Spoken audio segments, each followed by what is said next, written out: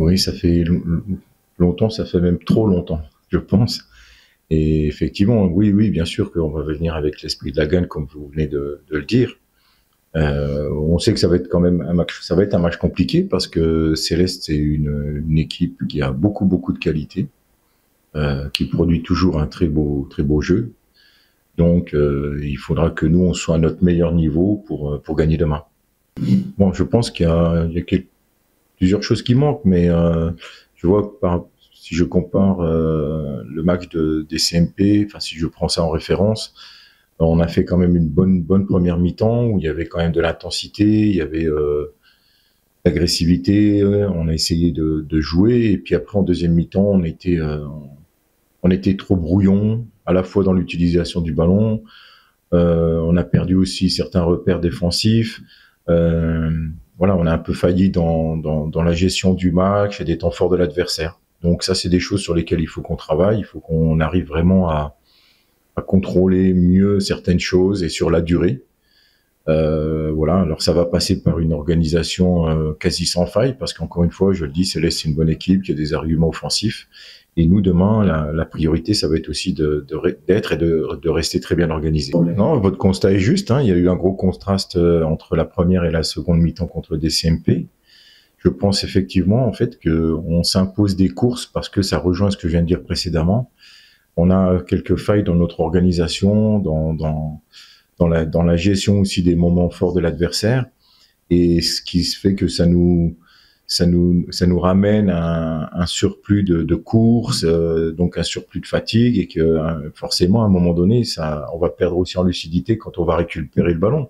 Donc quand vous ajoutez ça et vous mettez ça bout à bout, bah, c'est vrai que ça fait une deuxième mi-temps qui était un peu, voire même très compliquée, il faut le reconnaître. Je dirais pas l'équipe, mais le fonctionnement qu'on veut. Oui, on l'a pas encore, c'est vrai. C'est vrai qu'on l'a pas encore, et puis voilà. Mais bon, on travaille dessus. Hein, ça fait plusieurs mois qu'on est là-dessus, plusieurs mois qu'on diversifie le travail, qu'on essaie d'être assez précis dans ce qu'on demande aux joueurs. Voilà, je pense que en fait, il faudrait, parce qu'il faut pas oublier non plus qu'on a fait aussi précédemment une très bonne série où on a enchaîné les victoires, d'accord, avec une organisation, avec des joueurs. Donc bon, voilà, c'est vrai que ce moment difficile, il dure, et comme vous l'avez dit justement, ça fait très longtemps, et qu'il faut qu'on mette fin à cette mauvaise série. Bon, bah, ça va passer par aussi un sursaut d'orgueil aussi, parce que effectivement, c'est Vita, donc il faut absolument qu'on trouve des solutions, et bon, j'espère bien que demain, en tout cas, on sera dans les meilleures dispositions pour gagner ce match.